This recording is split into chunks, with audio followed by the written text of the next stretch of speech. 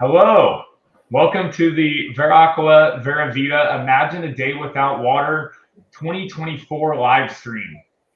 We're going to do this live stream a little bit like a podcast show that myself and my good friend Nick here, who you'll get to meet in just a moment, are going to be launching as co-hosts in the new year. So more to come on that. Stay tuned to the Veracqua Vera Vida media channels to learn more about that as we roll that out.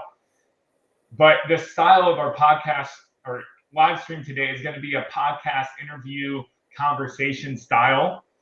And the theme obviously is on Imagine a Day Without Water and what that looks like for us in our day-to-day lives.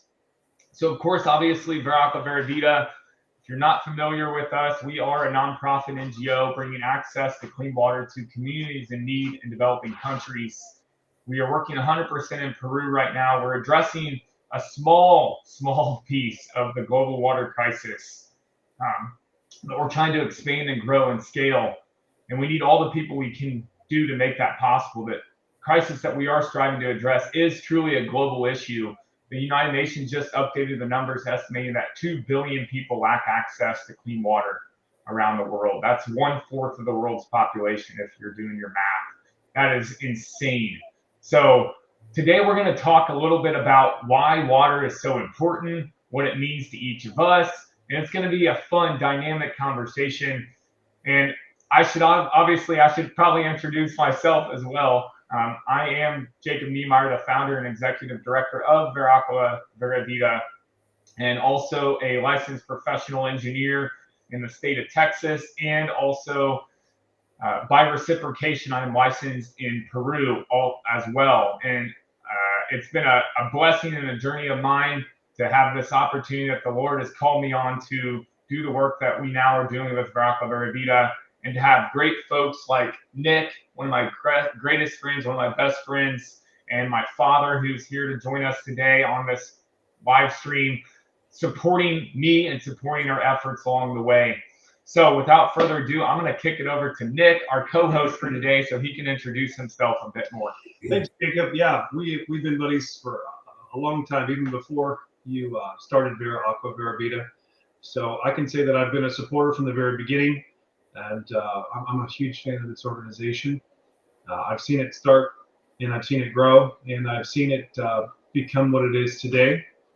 And I'm here not because I have wonderful credentials like engineer or tons of experience in the water world, but just because I'm a supporter of the organization, and I like its mission. And I was invited to come on and speak today to lend a little bit to the conversation from a bit of an outside perspective. Awesome. Thank you, Nick. He's also being a little bit humble. That's not the only reason that he is here. He's also here because he's extremely dynamic and fun in conversation, and which is one of the reasons why we've decided to co-host the podcast show we're going to launch in the new year. And as I mentioned, there'll definitely be more coming on that. So stay tuned, and for a little announcement at the end of today's live stream as well. So we're going to kick it over to my father, who's joining us as our proverbial guest today on today's live stream. So give us a little bio about yourself. Yeah, okay. I'm Jeff Niemeyer. I'm currently in the Indianapolis area where Jacob grew up, just west of Indianapolis in Avon, Indiana. I'm a chemical engineer by background. I've been doing that for about 40 years, so somewhat of a nerd, but I help Veracqua Vera Vida out when I can on like technical issues. I'm also on the board. I've been on that for 6 or 7 years, Jacob. So yeah. One of the we have currently 6 or 7 board members. We're 6. Yeah, we have 6. Okay. Right now. So I'm one of those, and try to kind of give advice to Veracqua Vera Vida, or ideas more frequently than really advice. But so yeah, that's me. Awesome. Thank you. Thank you for joining us today. And yeah, so one of the things that I think this theme of Imagine a Day Without Water really gives us is this opportunity to think about what it would be like to live one day without water. And so my opening question for us and for you as our guests, first off, Dad, is just can you imagine that day? Like, have you ever tried living on a single gallon of water for a day, which is actually a challenge that we have here with Veracruz Vera that we push for this campaign during Imagine a Day Without Water, but then also we do it in the spring as a part of kind of our Catholic identity as an organization during the Lenten season, pushing this campaign to encourage people to live on a gallon of water a day for a single day and to experience that solidarity with others. And I personally have done it, and it's very challenging. So I'm curious, like, can you kind of describe what you would think that would be like going through that, or maybe if you have done it, what that was Okay, like? I've not actually done it per se, but I've gone out camping for 6 straight days with 2 totes of water, 5-gallon totes that probably had 4 gallons each in them. So 8 total gallons of water for 6 days. So I came very close, I'd say. And I survived it, but you have to be real careful about how much water you use. Yeah. Were those on our the hunting trips to the Clarence place? Yeah, that would have been one of the turkey hunting sessions a few years ago. And of course, if you get any game or fish, you need a little water to clean those. So you're just dribbling water out of those totes as carefully as you can to save every drop. Yeah. And it sounds like Nick and Jacob have probably been there. Well, yeah. I know they've camped a lot. I was going to say, I was thinking about this before I showed up today. Yeah. Like, when have I experienced a time period where I've lived on very, very little water and didn't have access? And it's really, really hard to think about when you've not had access, because water's just so plentiful here, right? You open up the pipes, it shows up, you take it for granted. It's at the store, you can buy it. It's clean, it's fresh. But I was going to say camping as well, because we used to primitive camp at our lease. And remember that it didn't have water, but the store was just 20 minutes away, so you could go and drive and get a few gallons if you needed it. But that would probably be the only time where I could say water's been scarce and rare, but it's always been clean. So we've always had that going for us. I couldn't imagine living in a environment where not only was water scarce, but it may not be safe either. So that would be a foreign thing for me. And Jacob, I think you've been to some other countries where that was the case. I kind of wanted to kick it over to you and see, what was that like? What was it like to live in some of these communities that you're serving, and spending 2 weeks there, knowing that the water's not easy to come by? Yeah. Well, I kind of knew that question might be coming because Nick warned me. And I'm happy to address it, and I will do so in a moment. However, I think as I was just kind of inspired right now in the moment, realized, I have a different perspective, like Nick just described, more than most when it comes to this, just because of how many times I've been to developing countries. I mean, at this point, I've been to Peru 8 times. I've been to Jamaica. I've been to Haiti. I've been to 4 different countries in Africa. So I've seen kind of the widespread need that this global water crisis is affecting millions and billions, right? I've seen it with my own 2 eyes. And so I have many experiences, many stories, a perspective on that I can share. Now, I would love to do that in just a moment. However, I think I would like to actually ask my father first of his thoughts on this, because he did go on a mission trip with us a few years ago to Peru. And, it being the first and maybe only time that he's ever seen something like that, I'm curious, at this point now, 5 years removed from that, or actually 6 years, because that was in 2018 that you went with us. 6 years removed from that, what is still sticking with you 6 years later? Well, one of the things I remember is how difficult it was to tell myself not to use the tap water to brush my teeth or take a sip or rinse my mouth or anything like that. I don't know how many times I found myself trying to do that. And I'm sure that I did get some tap water on my toothbrush and then probably like, oh, what am I going to do now? And probably just rinse it off real good with bottled water or something. But it's something you have to get used to. And now I'm sure that they can inhale or not inhale, but take in some water, if they're from that area and they're used to that tap water. But the people in Monte Castillo that where we visited, whole different story there. No real clean water, no tap water, of course, and just water that they were getting out of drums. And that really stuck with me, just seeing how they were getting their water and the fact that it just sat in these 55-gallon drums for days in the heat, and just knowing that that probably isn't very clean water, even though it was delivered from a clean source. Yeah. So yeah, those were some of the things that I observed. Yeah, well, on top of that, just to add to, and this is kind of a good segue into me sharing a little bit of my perspective, as the direct answer to Nick's question, but those same 55-gallon drums that you mentioned, oftentimes you may remember this, Dad. These were uncovered containers. Not only were they sitting in the heat, they didn't have a lid on them, and they're in the open environment where they're getting dirt and bugs and other stuff in them. They're not probably most of the time. I can't say it all the time, but my experience is most of the time these containers aren't even properly cleaned to keep growth from occurring on the interior of the container. So even if the water that they were getting was clean being put in there, by the time that they're consuming, maybe the last 50% of that, they're drinking contaminated water at that point, right? So it's just shocking. But actually, to add to your thought, like I've seen from everywhere I've gone, the two key themes that stand out for me when it comes to this idea of lacking access to clean water is, obviously, people need water to live, point blank, period. So there's always going to be, if there's a community, if there's a people, a population, I should say, living in some location, there's always going to be enough water for them to live, as far as preventing them from going to dehydration and dying, right? But that water is almost, in all cases in these developing countries, it's almost always contaminated.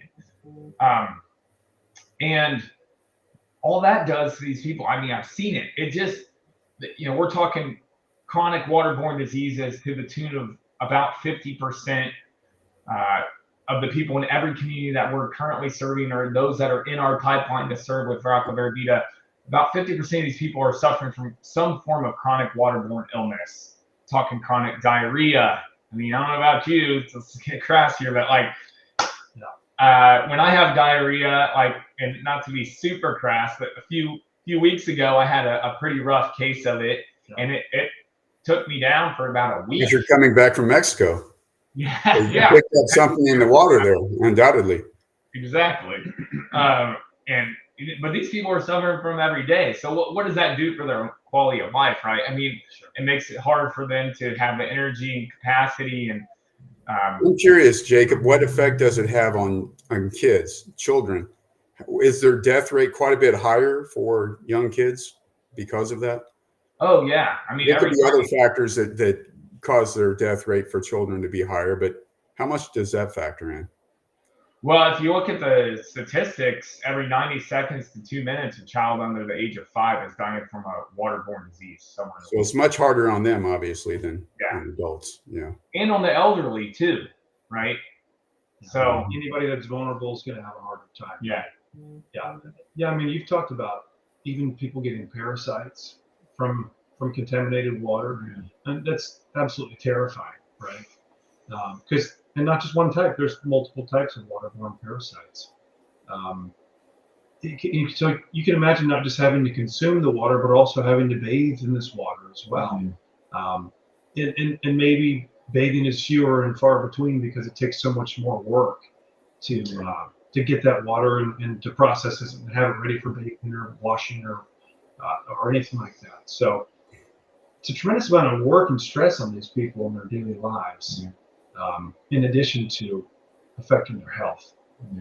Yeah, I mean, I couldn't imagine, being ill from waterborne illness, but then having to try to stay clean with Yeah. the same water that's making me sick, Yeah. you know, and hoping that you know, I can clean myself and feel comfortable and just pleasant. Yeah. That would be really difficult. And that was and actually, if I may interject here, that was actually gonna be my second thought in response to your question. It's like, yeah, obviously, so there's this need for clean water that's, you know, very abundantly, evidently clear, that I've seen everywhere I've gone in developing countries and encountered these people and their need.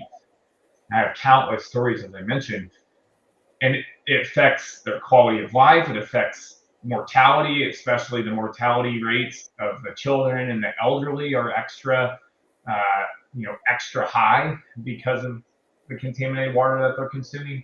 But there's something else that I think oftentimes goes overlooked, is not only is it affecting their quality of life and mortality, but there is also this massive disconnect and dissonance between their understanding of the importance, or lack of, I should say, their lack of understanding of the importance of clean water, proper sanitation and hygiene, and what it can do to dramatically increase their quality of life. They don't even realize it. For us, we take it for granted. We're here talking about imagining a day without water. We don't have to imagine it. Let alone, we don't have to imagine a day without clean water. These people, sometimes they have to imagine a day without water.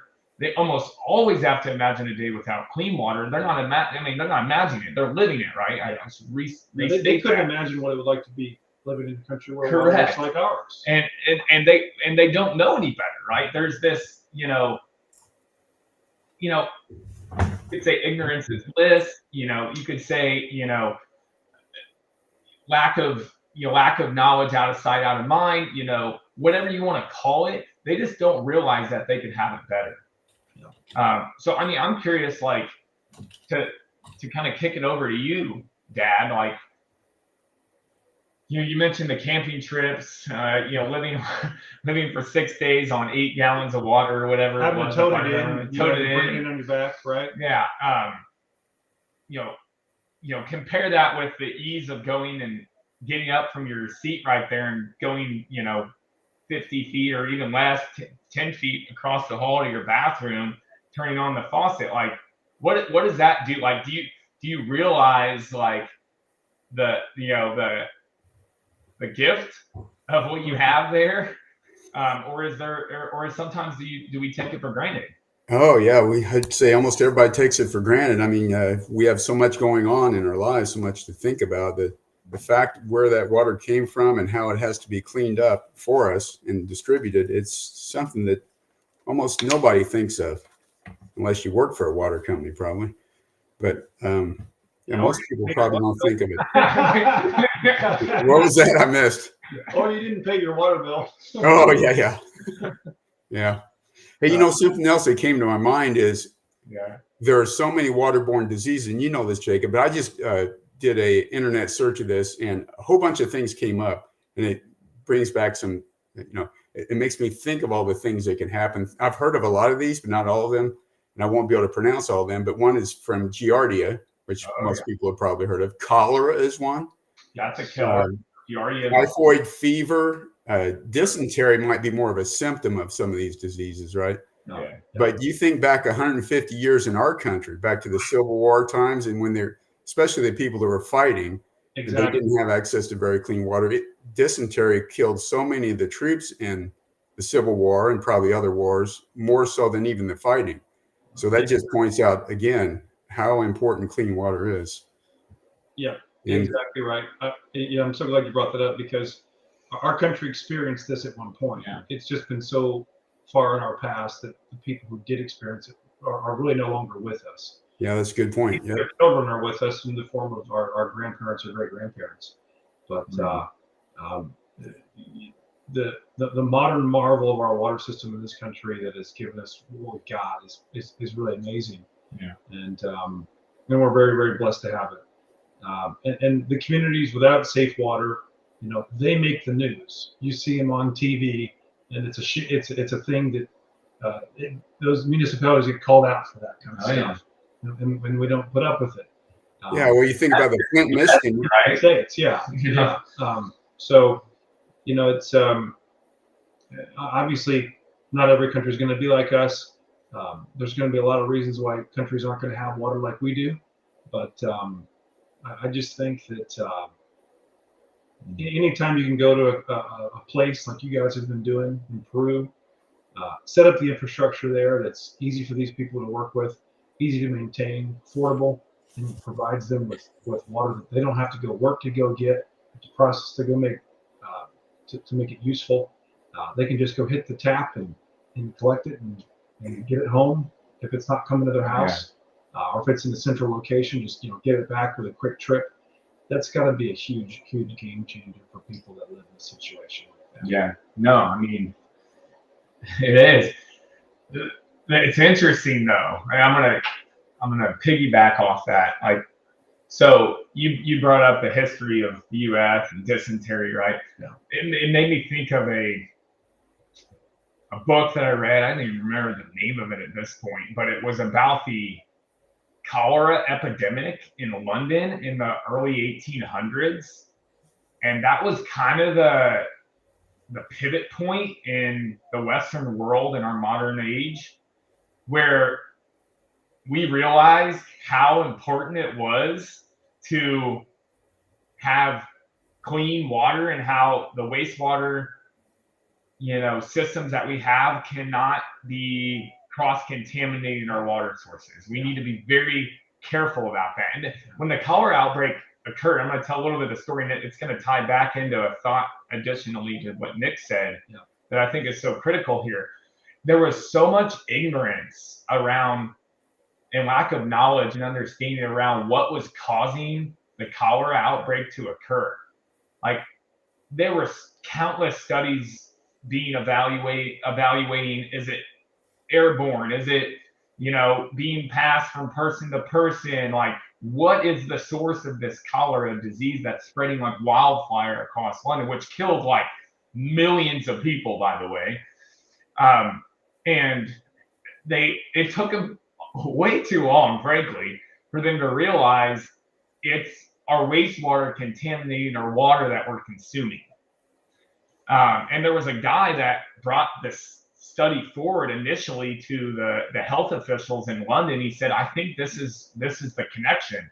And they initially ignored it. They said, no, that can't be, that's wrong, that's not how it works. Like, again, lack of understanding, ignorance. This is already in a city like London, was pretty massive at that time. It was much smaller after the cholera outbreak, sadly, as far as population goes. But oh my goodness, like, London at that point, you probably consider one of the most developed cities in the world, right? Still didn't have that figured out, and there was still no understanding or knowledge about why their water was being contaminated and how it was being contaminated with cholera and what and the wastewater was doing that. I say all that like just to say the communities that live in developing countries, these people that live in developing countries, they're essentially 150 to 200 years behind us sometimes as far as knowledge and understanding of water, wastewater, and hygiene, sanitation services. It's mind-blowing, really. So Jacob, I'm curious. With the Monte Castillo project, the first one that Aqua Vera Vida did to bring clean water to that community, you also followed up with education for the people. Yeah. What feedback do you have from that? Like trying to educate them about the importance of clean water and what can happen if you don't have clean water? Was there a lack of knowledge, a very big lack of knowledge? What can you say about that? Now, I'll say this about Monte Castillo. Monte Castillo is more on that kind of like transitional,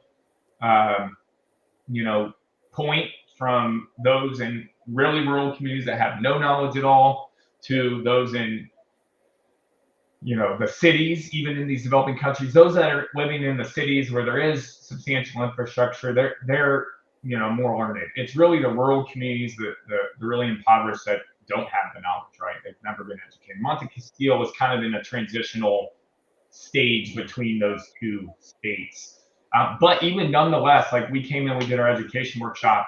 You could see these people's like wheels starting to turn, light bulbs turning on. Like they're starting to realize the connectedness between these things, that these topics that we were sharing, and I think the proof of it is in the result of what occurred after, like just the game changing action and their ownership and buy-in, and like they got it. They realized why it was so important, and now they'll never take it. Now they'll never, live the same. They'll always be wanting and advocating that water and wastewater and sanitation and hygiene, best management practices, services are part of the status quo in the community. So like, I don't know, like in your experience, like you've been to Mexico. Yeah. Have you seen this lack of knowledge and education in any form or facet? In Mexico, not as much. Yeah. I think in Mexico, it's I don't know that it's an ignorance, more so than it's maybe just that's just not what they do. They just don't think about clean water that you drink coming from the pipes. But they bathe in it, they wash in it. That's all good. The tap water there is good enough for that kind of stuff. They just don't consume it. Yeah. But no, in Mexico, they seem like they have germ theory, and they seem like they've got a decent idea of what can make you sick, and people there typically, outside of maybe the most remote ranchitos, you would see that dynamic of bottled water for drinking, tap water for all else. So that's what I would say.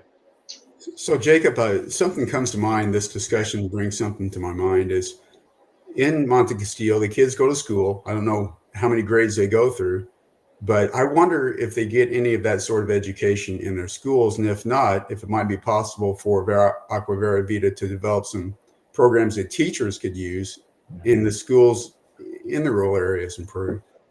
Yeah.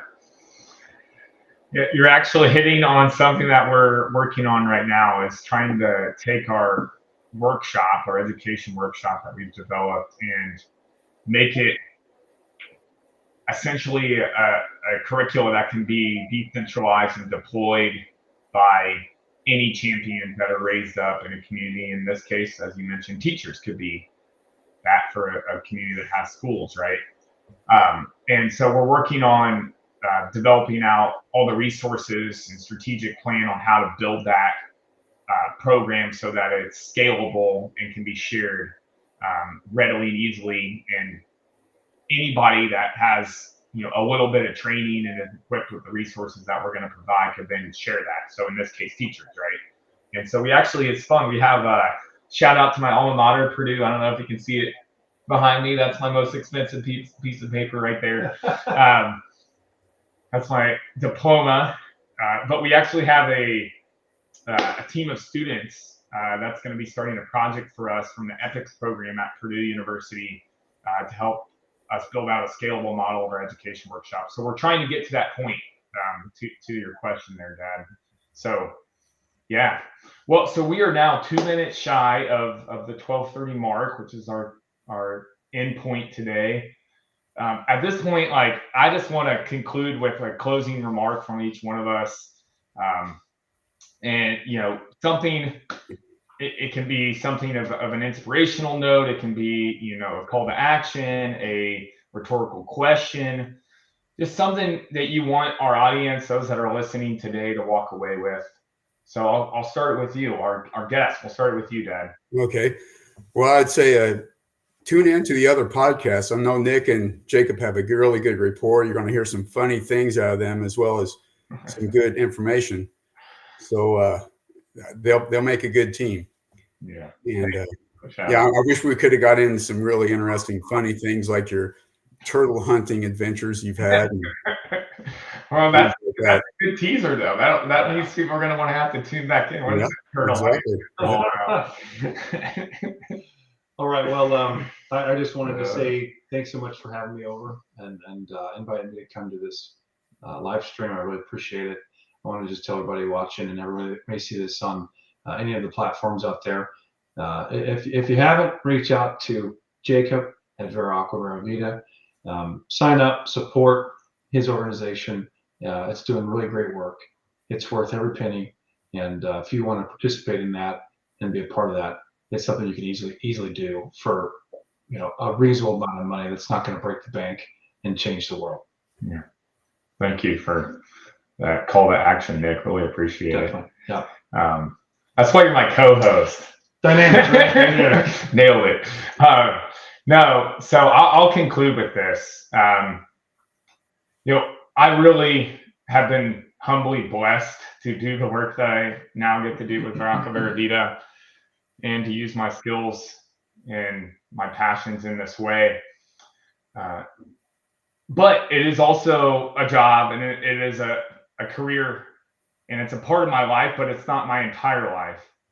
And so right now, I'm really in this state where I'm trying to learn to integrate my career with my home life, with my family life, with other callings that I feel I'm being led towards, doing some more public speaking. If you're looking for a public speaker, let me know. Or like launching a podcast show and doing leadership formation stuff. And why am I saying all this? Because yes, the global water crisis is a crisis. It's affecting lives. Billions of people are living under the oppression of lack of access to clean water. They're dying. Children are dying at a young age. Elderly are dying prematurely just simply because they're drinking contaminated water. The quality of life of these people is being impacted at a great level. I can't really, we can't really fully appreciate the blessings that we've been given and the opportunities we have to strive and experience and grow and flourish in various aspects of our life. As much as we probably should appreciate those, we often don't, right? These opportunities that I've been given, that I have an opportunity to go out and pursue, are not opportunities that these people that we're serving have.